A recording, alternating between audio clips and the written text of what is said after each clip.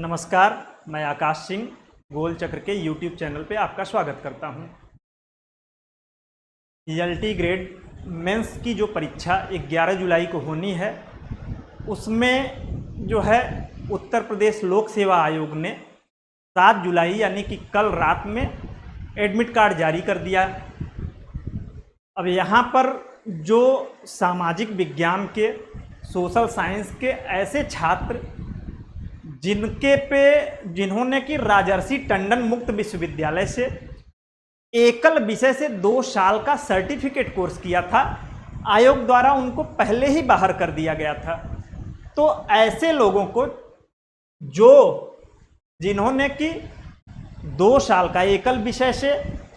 Certificate course किया, उनको तो बाहर कर दिया गया था, जबकि जिनके पे 2020 के पहले जिन्होंने किया था और जिनके पे स्नातक उपाधि लिखी थी, उनको जो है मेंस देने का अवसर मिला। तो एक तरीके से जो सर्टिफिकेट कोर्स करने वाले छात्र हैं, इनके साथ जो है बहुत बड़ा अन्याय हुआ है और ऐसे छात्रों का जो है पूरा भविष्य खतरे में पड़ गया है। उसका मैं कारण बताता हूं, आगे हम लोग इसको समझ लेते हैं कि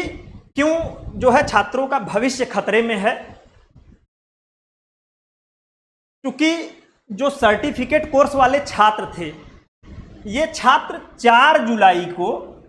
जो है जाते हैं और राजर्षि टंडन मुक्त विश्वविद्यालय के कुलपति से इनकी मुलाकात होती है। राजर्षि टंडन मुक्त विश्वविद्यालय के जो कुलपति होते हैं, इन छात्रों की समस्याओं को सुनते हैं और उसके निराकरण में उन्होंने क्या किया कि जो ये सर्टिफिकेट कोर्स है एकल विषय से, जो 2 साल का इन्होंने सर्टिफिकेट कोर्स दिया था, उसको उन्होंने एक लेटर जारी करके सर्टिफिकेट कोर्स को जो स्नातक कोर्स है उसके समकक्ष मानने का एक लेटर जारी किया और कहा कि जो आप लोगों का सर्टिफिकेट कोर्स है वो स्नातक के समकक्ष है। छात्र जो है ये लेटर लेकर लोक सेवा आयोग पहुंचे। लोक सेवा आयोग के सचिव से इन छात्रों की मुलाकात होती है और ये जो छात्र हैं लोक सेवा आयोग के सचिव को ये लेटर देते हैं। सचिव महोदय का कहना है कि अभी हाल ही में एक कमेटी गठित हुई थी और ये जो समकक्ष डिग्री का मामला है, तो समकक्षता को हमने जो है उन्होंने मानने से इनकार कर दिया। उन्होंने कहा कि समकक्ष जैसे जो नियम थे वो अब हटा दिए गए हैं, तो इसलिए समकक्ष डिग्री इसे हम नहीं मानेंगे सर्टिफिकेट कोर्स को। अब यहाँ पर ऐसे जो छात्र हैं जिनके साथ मैं बता रहा हूँ कि अन्याय हुआ है, आयोग का जो मनमानी रवैया है, इससे हजारों छात्र जिन्होंने कि एकल सब्जेक्ट से कॉम्बिनेशन बनाने के लिए राजर्षि टंडन मुक्त विश्वविद्यालय से 2 साल का सर्टिफिकेट कोर्स किया है या जो आगे करने वाले हैं, उनके लिए क्या समस्याएं उत्पन्न होंगी। तो सबसे पहली चीज कि यहाँ पे छात्र जिनको कि मेंस का एग्जाम देना चाहिए था और जो अच्छी खासी तैयारी कर रहे थे, आज मानसिक दबाव और मानसिक पीड़ा से जूझ रहे हैं। और ऐसे छात्र जिनको मेंस का एग्जाम 11 जुलाई को देना चाहिए था, वे बेचारे 2-2 हजार रुपये चंदा लगाकर एक अच्छे वकील को हायर करके और हाई कोर्ट में अपने न्याय के लिए पिटीशन दाखिल जो है किया है। अब चूंकि ये मामला न्यायपालिका में जा चुका है, तो मैं ऐसे सभी छात्रों से अपील करूंगा कि जो भी छात्र सर्टिफिकेट कोर्स वाले हैं, वे अपने वकील के साथ अपने पक्ष को पूरी मजबूती से रखें। हमें पूरा विश्वास है कि न्यायपालिका जो है इसमें न्याय जरूर दिलाएगी। दूसरी चीज, यहां पर हम लोग एक चीज और देख लेते हैं कि जो छात्र हैं, अगर इनके साथ न्याय नहीं होता है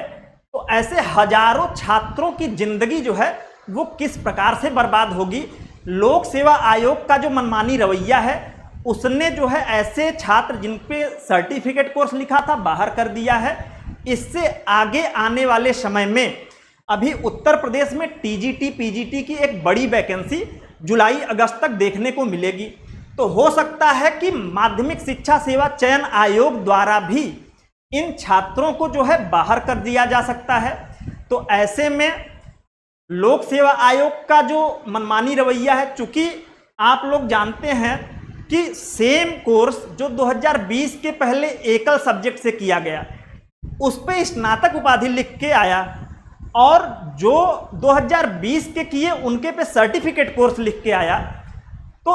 सेम सिलेबस, सेम सब्जेक्ट और सेम कोर्स, लेकिन स्नातक उपाधि वालों को मेंस देने का मौका मिल रहा है और सर्टिफिकेट कोर्स वाले कोर्ट का चक्कर काट रहे हैं। तो ऐसे में जो लोग एकल सब्जेक्ट से कॉम्बिनेशन बनाने के लिए राजर्षि टंडन मुक्त विश्वविद्यालय से आगे जो है पढ़ाई करना चाहते हैं, तो वो ध्यान देंगे, जब तक माननीय